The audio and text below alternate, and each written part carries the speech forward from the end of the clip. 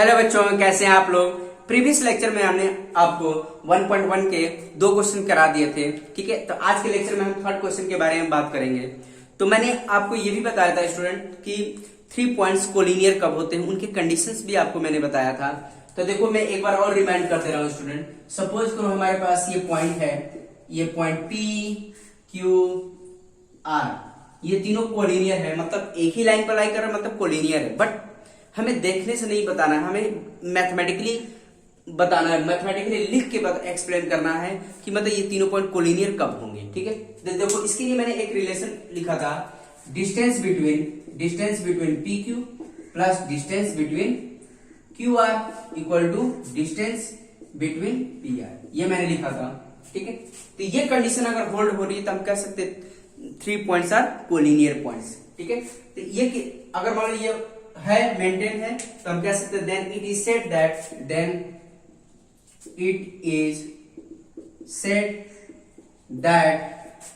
The points Q is between P and R। मतलब ऐसी condition अगर होल्ड हो रही है तो हम कह सकते हैं पॉइंट Q जो होगा बिटवीन P and R होगा। ठीक है, P and R मतलब ऐसे भी समझ सकते हैं, इन दोनों में देखो, इन दोनों जिसका सम कर रहा है उन दोनों में कौन सा पॉइंट कॉमन है, कॉमन पॉइंट ही उसकी बिटवीन दो होता है। कॉमन पॉइंट जो होगा इन दोनों के बिटवीन पॉइंट्स होगा। आई बात समझ में स्टूडेंट। तो यहां पर देखो अब क्या लिखेंगे, द बिटवीननेस सोन एज कैसे शो करते हैं, द बिटवीननेस सोन एज कैसे शो करते हैं, देखो P Q R ऐसे रिप्रेजेंट किया जाता है। मैथमेटिकली रिप्रेजेंट करना चाहेंगे तो ऐसे रिप्रेजेंट करते हैं। ये क्या रिप्रेजेंट करता है, तीनों पॉइंट्स कोलिनियर है एंड Q जो है P एंड R के बिटवीन पॉइंट्स है। इतनी बात समझ में आ रही है स्टूडेंट, क्लियर है। तो ये हमें सॉल्व कर, देखो हमने ऐसे क्वेश्चंस लिख रखे हैं तो इसी कॉन्सेप्ट का यूज करके बताना है कि अगर मान लो ये कंडीशन होल्ड हो रही है तो ये पॉइंट उसके बिटवीन है, मतलब कोलिनियर है। अदरवाइज ये कंडीशन अगर होल्ड नहीं हो रही, मतलब सपोज करो ऐसी सिचुएशन आ जाए, मतलब नॉट इक्वल टू, मतलब इन दोनों का सम तीसरे के इक्वल नहीं है, तो हम कह सकते हैं ये तीनों पॉइंट क्या है, नॉन कोलिनियर पॉइंट्स है। इतनी बात समझ में आ रही है स्टूडेंट, क्लियर है। तो चलो एक एक करके हम क्वेश्चन करते हैं, तब एग्जैक्ट उसके बेसिक कॉन्सेप्ट समझ पाएंगे। ठीक है, तो देखो स्टूडेंट करते हैं, इसको हटा देते हैं। तो कोई भी जैसे हमारे पास ये डिस्टेंस है, इसमें सबसे लॉन्गेस्ट डिस्टेंस को जैसे ये बड़ा डिस्टेंस दे रखा है इनके बीच का, तो इसको ले लिया, distance between P Q equal to 10, इसको हमने मान लिया। जो बड़ा डिस्टेंस होगा उसको इक्वेशन 1 मान लेंगे। फिर अब देखो जो दो रिमेनिंग बचे उनको डिस्टेंस सम करके देखो, डिस्टेंस ऑफ पी आर, ठीक है, plus distance of Q R, equal to कितना है 3 प्लस 7, तो कितना distance of P R plus distance of Q R क्या देगा, 10 देगा। तो यहां पर देखो कंपेयर करो स्टूडेंट, 10 ये भी है 10 ये भी है। इतनी बात समझ में आ रही है स्टूडेंट, क्लियर है। तो फ्रॉम देखो तो हम देखो ये भी 10 है ये भी 10 है, तो हम क्या लिख सकते हैं, distance of P Q equal to क्या होगा, this one, distance of P R plus distance of Q R. ठीक है, ये इसका रीजन क्या लिख देंगे, फ्रॉम इक्वेशन 1 एंड 2, फ्रॉम इसके ब्रैकेट में लिख देंगे फ्रॉम इक्वेशन 1 एंड 2। इतनी बात समझ में आ रही है स्टूडेंट, क्लियर है। आई थिंक सब बच्चों को समझ में आ रहा है, इतना तो आप कर ही सकते हैं स्टूडेंट। ठीक है, तो देयरफॉर यहां पर तो इसका मतलब क्या है, देखो यहां पर लिख देंगे देयरफॉर दिस वन। तो ये क्या हमें प्रूव कर रहा है, जो पॉइंट देखो अब कौन सा पॉइंट इसके बिटवीन होगा, तो यहां पर देखो पी आर और क्यू आर, इन दोनों में कॉमन क्या होगा, आर होगा। ठीक है, आर जो होगा इनके बीच देखो यहां पर जो पॉइंट कॉमन होता है वही बिटवीन हो गया। तो यहां पर ये क्या प्रूव कर रहा है, the point R is between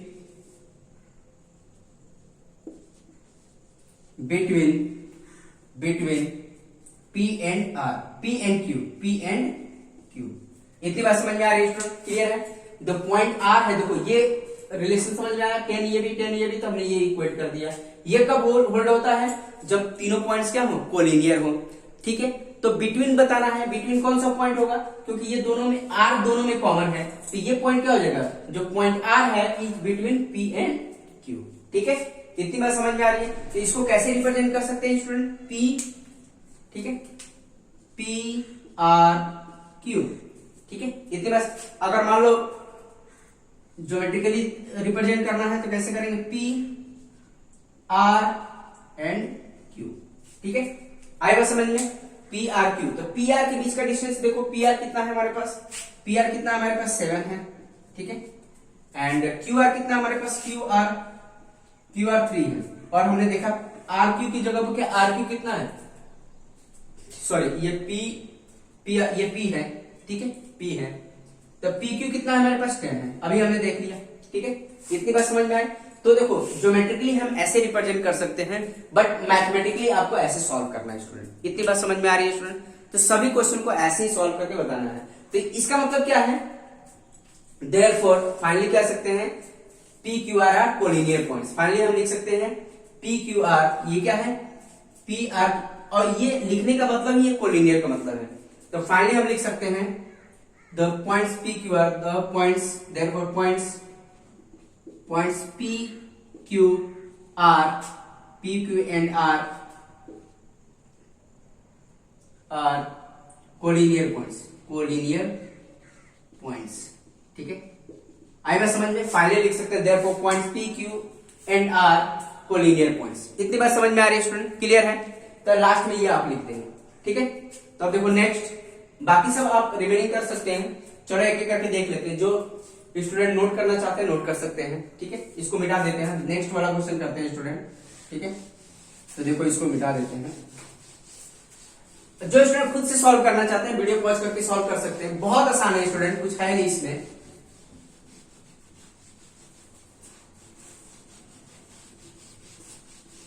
तो देखो नेक्स्ट वाला देखो, सबसे बड़ा डिस्टेंस कौन सा दे रखा है, ये दे रखा है। ठीक है, बिग वैल्यू यही है। तो distance between R S equal to कितना हो गया 8, इसको इक्वेशन 1 मान लो। ठीक है, आई बात समझ में। अब डिस्टेंस, अब देखो इन दोनों को सम करो, distance of S T plus distance of R T equal to 4 + 6।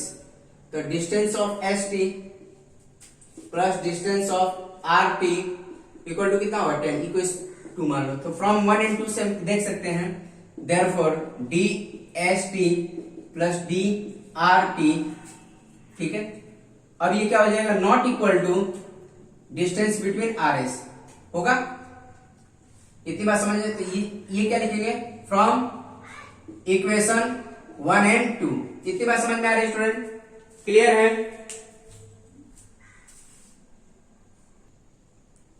तो स्टूडेंट फाइनली हम लिख सकते हैं। ठीक है, तो ये कंडीशन होल्ड नहीं है, तो हम क्या फाइनली लिख सकते हैं, points S T and R are non collinear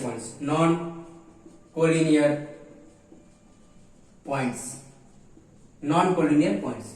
ठीक है, मीन्स पॉइंट्स पी क्यू मतलब S T R are non collinear points. इतनी बात समझ में आ रही है स्टूडेंट, क्लियर है। ठीक है, तो ये नॉन कोलिनियर पॉइंट्स। तो देखो नेक्स्ट वाला कर लेते हैं।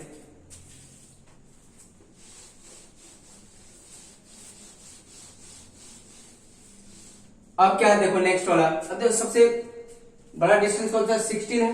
ठीक है, तो distance between A B equal to कितना है 16 है, इसको इक्वेशन 1 मान लो। ठीक है, अब दोनों को सम करके देखो, जो छोटे वाले स्मॉलेस्ट डिस्टेंस है उनका दोनों का सम करो, तो क्या आ जाएगा, distance between C A plus distance between B C equal to कितना होगा 9 + 7। तो क्या देगा, distance between C A plus distance between B C equal to कितना होगा 16 ही आएगा। ठीक है, तो देखो फ्रॉम 1 and 2 से दोनों इक्वल हो जाएगा, 16 ये भी 16 है, तो ये कह सकते हैं therefore distance between C A plus distance between B C equal to distance A B. क्या लिखेंगे, फ्रॉम इक्वेशन 1 एंड 2। इतनी बात समझ में आ रही है स्टूडेंट? क्लियर है? अगर मतलब ग्राफिकली देखा जाए, अगर डायग्राम बनाना चाहोगे तो इसका मतलब क्या है, सी ए एंड बी सी दोनों में कॉमन क्या है, सी है, तो सी इसका मैं देता हूं, दोनों में कॉमन पॉइंट क्या है, ठीक है। इसको देखो स्टूडेंट, ए सी लिखो, ठीक है, इसमें कॉमा दे सकते हो, ठीक है, कॉमा होगा, ए सी लिखो, ठीक है, ए सी लिखो या सी ए लिखो, बात वही होगी, क्योंकि डिस्टेंस हम देख रहे हैं, डिस्टेंस हमेशा पॉजिटिव होता है, ठीक है। चाहे सी ए लिखो या ए सी लिखो, उससे कोई फर्क नहीं पड़ता है स्टूडेंट। कुछ बच्चे जैसे बी सी बी लिखो या बी सी लिखो, उससे कोई फर्क नहीं पड़ा, सी कॉमा बी है तो यहाँ पर कॉमा होता है, ये याद रखना, ठीक है। इतनी बात समझ में आ रही है स्टूडेंट? क्लियर है? तो ये इससे कंफ्यूजन नहीं होनी चाहिए आपको। तो यहाँ पर देखो सी जो दोनों में कॉमन है, मतलब ये मिड पॉइंट होगा, क्लियर है? तो मतलब ए एंड बी ये होगा, ठीक है। तो ए सी कितना हमारे पास, ए सी देखो यहाँ पर ये कौन सा, हाँ ए सी 9 है, ठीक है, और बी सी कितना है, 7 है, और ए बी के बीच का डिस्टेंस कितना था, 16 था। अगर मान लो डायग्राम बनाना चाहते हो तो ऐसे बना सकते हो, कोलिनियर रिप्रेजेंट कर सकते हो बाय ग्राफिकली, ठीक है। अब यहां पे देखो, इसकी हेल्प से क्या कर सकते हैं, पॉइंट सी इज बिटवीन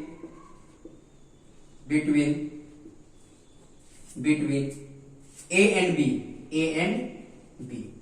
ठीक है। I was point C is between A and B, तो इसको कैसे रिप्रेजेंट कर सकते हैं, ए सी बी ऐसे रिप्रेजेंट कर। इसका मतलब क्या है, ये ए सी बी क्या है, कोलिनियर पॉइंट है, ठीक है। तो फाइनली हमारे पास कह सकते हैं hence point A C B, या ऐसे लिख सकते हो A C and B are collinear points, ठीक है। कितनी बात समझ में आ रही है, इस point A C and B are collinear points, इतनी बात समझ में आ रही है स्टूडेंट? लिख लेंगे आप, ठीक है। अगर ये भी बना सकते हैं तो बहुत सही है, ये भी बना सकते हैं आप, क्लियर है? अब देखो नेक्स्ट वाला देखो क्वेश्चंस कैसे करना है, जिसको नोट करना है नोट कर सकता है स्टूडेंट। आई थिंक सब बच्चों को समझ में आ गया करना क्या है यहाँ पर, ठीक है, कर सकते हैं आप।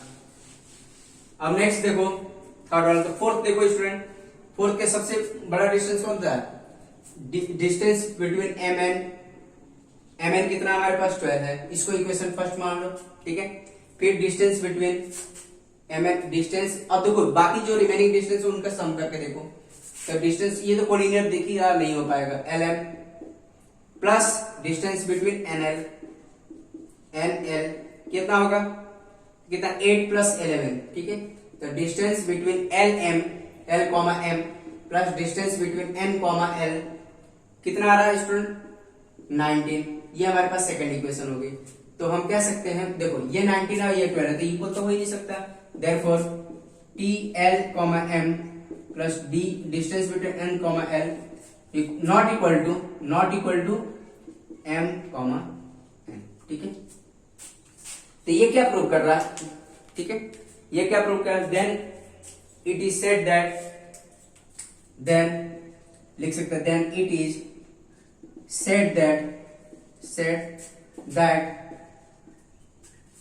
that points कौन से पॉइंट्स है, L M, they points L M और N are non collinear points. इतनी बात समझ में आ रही है? इसका मतलब क्या है, ये जो हमारे पास 3 पॉइंट्स है L M N are non collinear point. अगर ग्राफिकली देखा जाए तो ये पॉइंट्स ऐसे होंगे, एल एम कहीं भी और कहीं पॉइंट्स हो सकता है, एल एम एन ऐसे पॉइंट्स हो सकते हैं, क्योंकि मतलब ये एक ही लाइन पर लाई नहीं कर सकते, मतलब ऐसे पॉइंट्स हो सकते हैं, ठीक है। इतनी बात समझ में आ रही है स्टूडेंट? मतलब कोलिनियर हो ही नहीं सकते, मतलब एक लाइन पर आ ही नहीं सकते वो, ठीक है।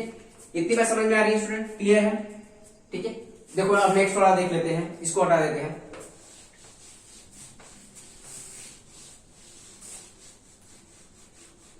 नेक्स्ट वाला आप खुद से करके देखिए स्टूडेंट। नेक्स्ट वाला आई थिंक कोलिनियर आ सकता है, कोलिनियर आएगा, करके देखिए। हाँ कोलिनियर ही होगा, क्योंकि देखो जो लार्जर डिस्टेंस है उसको लिख लो, distance between X Y, distance between X comma Y कितना है 15 है, इसको इक्वेशन 1 मान लो, ठीक है। फिर जो रिमेनिंग डिस्टेंस उनका सम कर लो, distance between Y comma Z plus distance between X comma Z equal to कितना है 8 प्लस 7।